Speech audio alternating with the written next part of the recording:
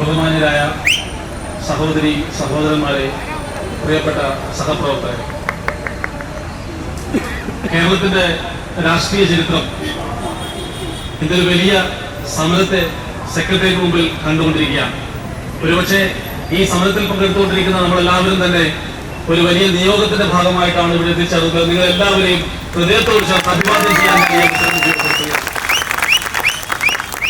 നമുക്കറിയാം എന്തുകൊണ്ടാണ് ഇന്ന് ഈ ഒരു ദിവസം നമ്മളെല്ലാവരും തിരുവനന്തപുരത്ത് ഇങ്ങനെ ഒരുമിച്ച് കൂടിച്ചേരാനായിട്ടുള്ള സാഹചര്യം എന്താണെന്ന് ഞാൻ പറയാതെ തന്നെ നമുക്കറിയാം. ഒരുപക്ഷെ ലോക ചരിത്രത്തിന് ആദ്യമായിട്ടായിരിക്കും ഒരു സ്വകാര്യ കമ്പനി തുറന്നു പ്രവർത്തിക്കുന്നതിന് വേണ്ടി ആ കമ്പനിയിൽ പ്രവർത്തിക്കുന്ന അംഗങ്ങളെല്ലാവരും ചേർന്ന് ഒരു സമരം 2018 ഈ മേഖലയ്ക്ക് ഒരു നിയമ സംവിധാനം വന്നിട്ടുള്ളത്. നോക്കൂ, 6 പതിറ്റാണ്ടുകളോളം കഴിഞ്ഞിട്ടാണ് ഒരു പുതിയ വ്യവസായ മേഖലയ്ക്ക് വേണ്ടി നിയമം കൊണ്ടുവരാൻ വേണ്ടി ഈ നിയമ സംവിധാനങ്ങൾ തയ്യാറായിട്ടുള്ളത്. 6 പതിറ്റാണ്ട് പഠിക്കേണ്ടി വന്നു ഈ വ്യവസായത്തിന് വേണ്ടി നിയമം കൊണ്ടുവരാൻ. നിങ്ങൾ ആലോചിച്ച് നോക്കൂ, കാലഘട്ടം മാറി വരുമ്പോ, പുത്തൻ ആശയങ്ങളുമായി ആളുകൾ വരുമ്പോ ആ ആശയത്തെ കുറിച്ച് പഠിച്ചു മനസ്സിലാക്കി അവരോടൊപ്പം ചേർന്ന് നിന്ന് അവർക്ക് സഹായകരമാകുന്നതിലേക്ക് മാറുന്നതിന് പകരം പഴഞ്ചൻ ആശയങ്ങൾ മുറുകെ പിടിച്ചുകൊണ്ട് ആരെയൊക്കെയോ തൃപ്തിപ്പെടുത്താൻ വേണ്ടിയാണ് ഈ സമൂഹം ഇതിനുവേണ്ടി തയ്യാറായിരുന്ന കാര്യം നമ്മൾ തിരിച്ചറിയണം. 60 വർഷങ്ങൾക്ക് ശേഷം ഈ മേഖലയ്ക്ക് നിയമം കൊണ്ടുവന്നു. ഇപ്പോ ഹൈറിച്ച് ഓൺലൈൻ ഷോപ്പിനെ കുറിച്ച് ചർച്ച ചെയ്ത ചില ആളുകൾ പറയുന്നത് ഹൈറിച്ച് ഓൺലൈൻ ഷോപ്പി എന്താണെന്ന് പഠിക്കാതെ, ഈ വ്യവസായം എന്താണെന്ന് മനസ്സിലാക്കാതെയാണ് ഈ ആളുകളെല്ലാം സംസാരിച്ചുകൊണ്ടിരിക്കുന്നത്. സാധാരണയായ ഒരു മൾട്ടി ലെവൽ മാർക്കറ്റിംഗ് കമ്പനിയോട് താരതമ്യത്തിൽ മണിയിച്ചെന്ന് ചോദിച്ചാൽ അതിന് ഉത്തരം പറയാൻ കഴിയാത്ത ഗതികെട്ട ആളുകളാണ് കമ്പനിയെ കുറിച്ച് മോശം പരാമർശങ്ങൾ നടത്തുന്നത്. എന്താണ് ഹൈറിച്ച് വിഭാവനം ചെയ്ത ബിസിനസ് സമ്പ്രദായം എന്താണ്? ഇതിനെക്കുറിച്ച് ഈ നിയമസഭ കാലത്തല്ല, സെക്രട്ടേറിയറ്റിനകത്തുള്ള നിരവധിയായ ആളുകളോട് ഞങ്ങൾ സംസാരിച്ചിട്ടുണ്ട്. IAS ഉദ്യോഗസ്ഥന്മാർ മുതൽ രാഷ്ട്രീയ പ്രമുഖന്മാർ വരെയുള്ള വ്യത്യസ്തരായ കാറ്റഗറിയിൽപ്പെട്ട ആളുകളോട് ഈ വ്യവസായത്തെ കുറിച്ച് ഞങ്ങൾ പറഞ്ഞിട്ടുണ്ട്. പ്രിയപ്പെട്ടവരെ, ഇത് കാലഘട്ടത്തിനനുസരിച്ച് ഏറ്റവും നൂതനമായ ഒരു ബിസിനസ് സംവിധാനമാണ് ഹൈറിച്ച് ഓൺലൈൻ ഷോപ്പിൽ കൊണ്ടുവന്ന മൾട്ടി പോയിന്റ് മെർക്കന്റൈൽ എന്ന് പറയുന്നത്. 2025 നമ്മൾ കുതിക്കുകയാണ്. ലോകം 5th ജനറേഷൻ ബിസിനസ്സുമായി മുന്നോട്ട് പോവുകയാണ്. ഇവരിപ്പോഴും 2Gയിൽപ്പെട്ട് കറങ്ങി കളിക്കുകയാണ്. ഈ മേഖലയെ കുറിച്ച് അറിയാത്ത മണ്ടന്മാരായ ആളുകൾ 2Gയിൽപ്പെട്ട് കറങ്ങുകയാണ്. നമ്മളിപ്പോ 5Gയും അതിന്റെ അടുത്ത ജനറേഷനിൽ പോകാൻ വേണ്ടി തയ്യാറാവുന്നു. അതിനനുസരിച്ച് ഒരു വ്യവസായ സമുദായത്തെ ഇവിടെ കൊണ്ടുവന്നപ്പോ അതിനെക്കുറിച്ചൊന്ന് പഠിക്കാൻ പോലും തയ്യാറാവാതെ പഴഞ്ചൻ ആശയങ്ങൾക്ക് വേണ്ടി നിലകൊള്ളുന്ന നിങ്ങൾ എങ്ങനെയാണ് യുവാക്കൾക്ക് തൊഴിൽ നൽകാൻ ആഗ്രഹിക്കുന്നത്? ഈ നാട്ടിലെ തൊഴിലില്ലായ്മ എങ്ങനെയാണ് അവസാനിപ്പിക്കാൻ നിങ്ങൾ തീരുമാനിച്ചിട്ടുള്ളത്? കാലഘട്ടം മാറിയപ്പോ വിദ്യാഭ്യാസ സമ്പന്നരായിട്ടുള്ള ആളുകൾക്ക് തൊഴിൽ ലഭിക്കുന്നതിന്റെ ശതമാനം കുറഞ്ഞുകൊണ്ടിരിക്കുന്നു. കഴിഞ്ഞ മാസങ്ങളെല്ലാം നമ്മൾ കണ്ടതാണ് ഇവിടെ സെക്രട്ടേറിയറ്റിന് മുമ്പിൽ LDC റാങ്ക് ഹോൾഡർമാരുടെ സമരങ്ങൾ. തൊഴിലില്ലായ്മയാണ് ഇവിടുത്തെ പ്രശ്നം. വിദ്യാസമ്പന്നരായുള്ള യുവജനങ്ങൾക്ക് തൊഴിലുകളില്ല. പ്രവാസികൾ തദ്ദേശവൽക്കരണത്തിന്റെ ഭാഗമായി തിരിച്ചു നാട്ടിലേക്ക് വന്ന പ്രവാസികളായിട്ടുള്ള ആളുകൾക്ക് തൊഴിലുകളില്ല. വീട്ടമ്മമാർക്ക് വരുമാനമില്ല. വിദ്യാസമ്പന്നരായ ആളുകൾ പോലും വീടുകൾ ഒതുങ്ങി കഴിയേണ്ട സാഹചര്യമാണ് എന്നുള്ളത്. അങ്ങനെ റിട്ടയർമെന്റ് എന്ന് പറഞ്ഞാൽ നമുക്കറിയാം, 60 വയസ്സായ റിട്ടയർമെന്റ് ആയേ മതിയാവും. പക്ഷേ യൗവനം നഷ്ടപ്പെട്ടില്ലാത്ത പ്രാരാബ്ദങ്ങളും പ്രശ്നങ്ങളും അവസാനിക്കാത്ത ആളുകളാണ് ഈ റിട്ടയർമെന്റിന്റെ പേരിൽ വീടുകളിലേക്ക് ഒതുങ്ങിക്കൂടേണ്ടി വരുന്നത്. അങ്ങനെയുള്ള സകലവിധ കാറ്റഗറിയിൽപ്പെട്ട ആളുകൾക്കും ഒരാശയവും ആവേശവുമായിരുന്നു ഹൈറിച്ച് ഓൺലൈൻ ഷോപ്പി. 16 ലക്ഷത്തിലധികം ആളുകൾ ഈ കമ്പനിയുമായി ബന്ധപ്പെട്ട ഈ രാജ്യത്തിൽ മുഴുവനും വ്യവസായം ചെയ്തിട്ടുണ്ടായിരുന്നു. ഇതിന്റെ ഒരു പ്രധാനപ്പെട്ട പ്രത്യേകത, ഇവിടുത്തെ GSTയുമായി ബന്ധപ്പെട്ടിട്ടും ഇവിടുത്തെ ഇൻകം ടാക്സുമായി ബന്ധപ്പെട്ടും കേരളം എന്ന് പറയുന്ന ഒരു കാലഘട്ടത്തില് കേവലം 3 കോടി ജനങ്ങൾ മാത്രമുള്ള ഈ സംസ്ഥാനത്തിനകത്ത് തൃശ്ശൂരിൽ തുടങ്ങിയ ഒരു മലയാളിയുടെ കമ്പനി, നിങ്ങൾ മനസ്സിലാക്കണം, ഒരു മലയാളി തുടങ്ങിയ ആശയം മലയാളികളായ ലീഡർമാർ നേതൃത്വം കൊടുത്തുകൊണ്ട് ഡെവലപ്പ് ചെയ്തെടുത്ത ആശയം ഈ രാജ്യം മുഴുവനും പ്രചരിച്ചു. 16 ലക്ഷത്തോളം ആളുകൾ വന്നു. വിദേശ രാജ്യങ്ങളിലേക്ക് ഇതിന്റെ പ്രവർത്തനം വ്യാപിപ്പിക്കാൻ വേണ്ടി ഞങ്ങൾ തയ്യാറായിക്കൊള്ളുന്ന സമയത്താണ് ഈ നിയമ നടപടി. ഒരു കമ്പനിക്ക് ഒരു GST മതി. നമുക്കറിയാം, ഒരു കമ്പനി ഒരു GSTയുമായി ബന്ധപ്പെടുത്തി കൃത്യമായി സർക്കാർ പറഞ്ഞ ടാക്സ് 7 വർഷം 2016 മുതൽ 23 വരെ 23 ഡിസംബർ മാസം കമ്പനി അടച്ചുപൂട്ടുന്നത് വരെ കൃത്യമായി GST അടച്ച കമ്പനിയാണ് ഹൈറിച്ച് ഓൺലൈൻ ഷോപ്പി. ഒരു GSTയുടെ മാത്രമല്ല, ഈ കമ്പനിയുമായി ബന്ധപ്പെട്ട് പ്രവർത്തിക്കുന്ന കമ്പനിയുടെ കൂടെ ഉണ്ടായിട്ടുള്ള ഒരുപാട് ഫേമുകൾ, ഏതാണ്ട് 2000-ഓളം GST രജിസ്ട്രേഷനുകൾ ഹൈറിച്ച് ഓൺലൈൻ ഷോപ്പിയുമായി ബന്ധപ്പെട്ട് കേരളത്തിൽ രജിസ്റ്റർ ചെയ്യപ്പെട്ടിട്ടുണ്ട്. ആ രജിസ്റ്റർ ചെയ്ത ആളുകളെല്ലാം ഈ സമയം വരെ കൃത്യമായി സംസ്ഥാന ഗവൺമെന്റ് നികുതി കൊടുത്തതാണ്. അതോടൊപ്പം ഇന്ത്യ മഹാരാജ്യത്ത് പ്രവർത്തിക്കുന്ന മുഴുവൻ ആളുകളുടെയും പണം വന്നത് കേരളത്തിലേക്കാണ്. കേരള മാർക്കറ്റുകളിലേക്കാണ് ഈ പണം വരുന്നത്.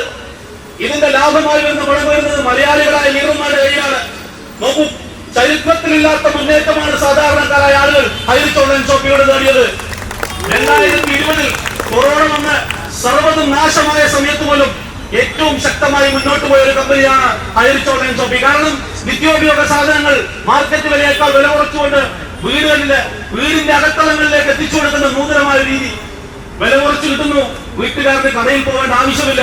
ഇത്രയും നല്ലൊരു ആശയം ആയതുകൊണ്ട് മാത്രമാണ് കൊറോണ സമയത്ത് മറ്റുള്ള കമ്പനികളെല്ലാം അടച്ചുപൂട്ടലിന്റെ വക്കിൽ നിന്നപ്പോ ഹൈറിച്ച് ഓൺലൈൻ ഷോപ്പിംഗ് ശക്തമായി കടന്നു കയറുന്നത്.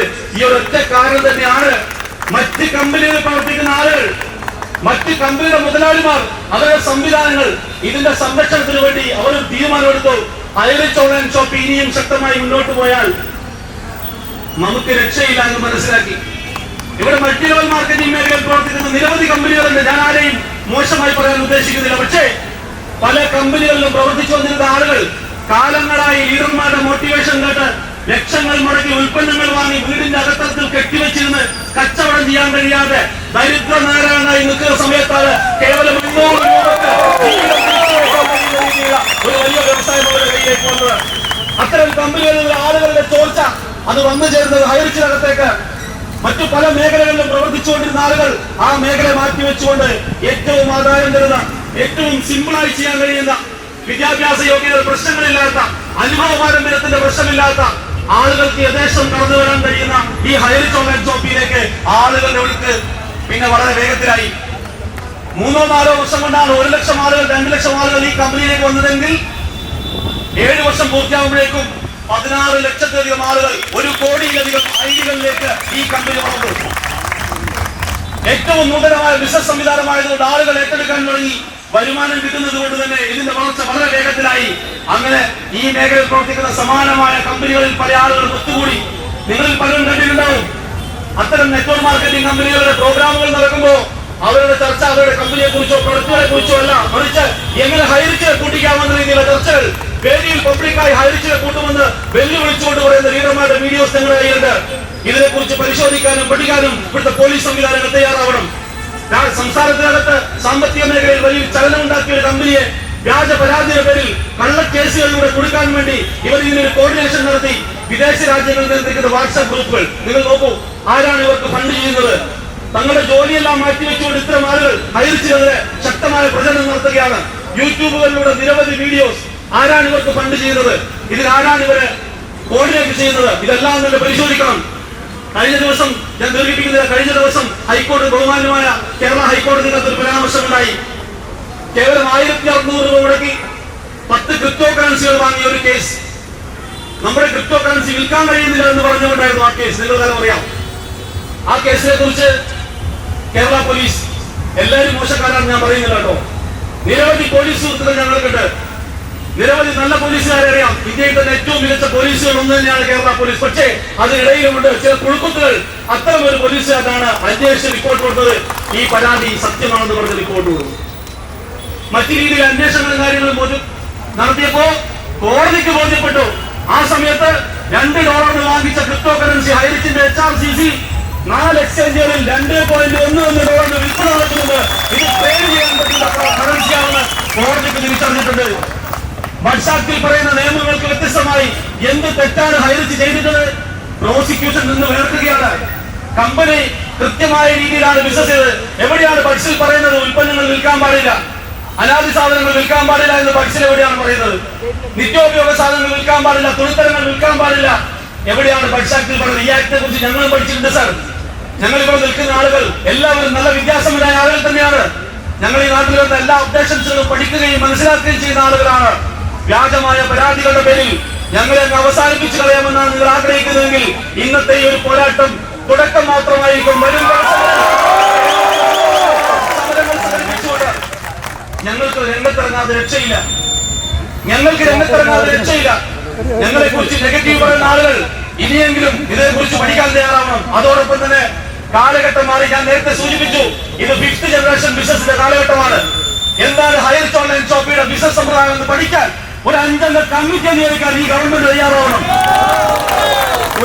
ഇതുപോലെയുള്ള ഒരുപക്ഷെ പുത്തൻ മേഖലകളെ കുറിച്ച് പഠിക്കാൻ തയ്യാറാവുന്ന സംവിധാനങ്ങൾ ഉണ്ടാക്കിക്കൊണ്ട് മൾട്ടി പോയിന്റ് മാർക്കറ്റിംഗ് എന്ന് പറയുന്ന ബിസിനസ് സമ്പ്രദായം പഠിക്കാൻ തയ്യാറായിക്കൊണ്ട് വരും ദിവസങ്ങളിൽ, വരും മാസങ്ങളിൽ, വരും കാലങ്ങളിൽ കേരളത്തിനകത്ത് നിരവധിയായ ആളുകൾക്ക് വലിയ ജോലിയും വരുമാനവും വാഗ്ദാനം ചെയ്യപ്പെടാൻ വേണ്ടി പോകുന്ന ഈ വ്യവസായത്തെ രണ്ട് കൈയിൽ നിന്ന് സ്വീകരിക്കാൻ ഇവിടുത്തെ ഗവൺമെന്റ് തയ്യാറാവണം. അതിനാവശ്യമായ നിയമനിർമ്മാണം നടപ്പിലാക്കാൻ തയ്യാറാവണമെന്ന് മാത്രം അഭ്യർത്ഥിക്കുകയാണ്.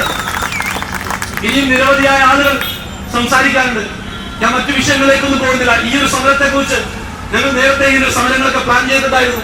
പക്ഷെ പലപ്പോഴായി പല ഘട്ടങ്ങളായി പ്ലാൻ ചെയ്ത കാര്യങ്ങൾ നിയമപരമായി കേസ് നടക്കുന്ന ഒരു വിഷയമായതുകൊണ്ട് തന്നെ നമ്മളാരും തന്നെ മുമ്പിലേക്ക് വരണ്ടെന്നാണ് ഞങ്ങൾ നേരത്തെ തീരുമാനിച്ചിട്ടുണ്ടായിരുന്നത്. പക്ഷേ ഇത് ഞങ്ങളെ കൊണ്ട് എടുപ്പിച്ച തീരുമാനമാണ്. കേസുകൾ അനന്തമായി പോകുന്നു. ഞങ്ങളുടെ പ്രോജക്റ്റുകളെല്ലാം നിന്നു പോവുകയാണ്. OTT പ്രോഗ്രാം, OTT പ്ലാറ്റ്ഫോം തുടങ്ങി വെച്ചത് നിൽക്കുകയാണ്. HR പ്രൊഡക്ഷൻസ് തുടങ്ങി വെച്ചത് നിൽക്കുകയാണ്. ഒരു പാൻ ഇന്ത്യൻ സുന്ദരി ഷൂട്ട് ചെയ്ത് നിൽക്കുകയാണ്. അങ്ങനെ നിരവധി പ്രൊജക്ടുകൾ ഹൈറിച്ചത് പെൻഡിങ്ങിലാണ്. നിങ്ങൾ ഉദ്ദേശിക്കുന്നത് പോലെ തന്നെയാണ് ഞങ്ങൾക്കറിയാം. ഞങ്ങളുടെ പ്രോജക്റ്റുകളെ സമീപിക്കണം. വർഷങ്ങളായി വരുമാനം കിട്ടാതെ ഈ മേഖലയിലുള്ള ആളുകളെല്ലാം ഈ മേഖല വിട്ടൊഴിഞ്ഞുകൊണ്ട് മറ്റു പല മേഖലയിലേക്ക് പോകണം. അങ്ങനെ ആളും അർത്ഥവുമില്ലാതെ ഈ വ്യവസായം അങ്ങ് തകർത്ത് കളയാമെന്നാണ് നിങ്ങൾ വ്യാമോഹിക്കുന്നതെങ്കിൽ ഞാൻ നേരത്തെ സൂചിപ്പിച്ചു, ജീവന്റെ അവസാന ശ്വാസം വരെ ഈ കമ്മ്യൂണിറ്റി നിങ്ങൾ പോരാടുന്നതിനകത്ത് തർക്കമില്ല. പ്രിയപ്പെട്ടവരെ, ഇനി അങ്ങോട്ടുള്ള എല്ലാ സമരങ്ങളിലും സഹന സമരമാണ് നമ്മൾ ചെയ്യാൻ ഉദ്ദേശിക്കുന്നത്. എല്ലാ പോരാട്ടങ്ങളിലും നിങ്ങൾ എല്ലാവരും കൂടെ ഉണ്ടാവണമെന്ന് മാത്രം അഭ്യർത്ഥിച്ചുകൊണ്ടാണ് ഇന്നത്തെ ഈ സമരത്തിൽ പങ്കെടുത്തുകൊണ്ടിരിക്കുന്ന മുഴുവൻ സമര വളണ്ടിയർമാരെയും ഭടന്മാരെയും ഹൃദയത്തോട് ചേർത്ത് അഭിവാദ്യം ചെയ്തുകൊണ്ട്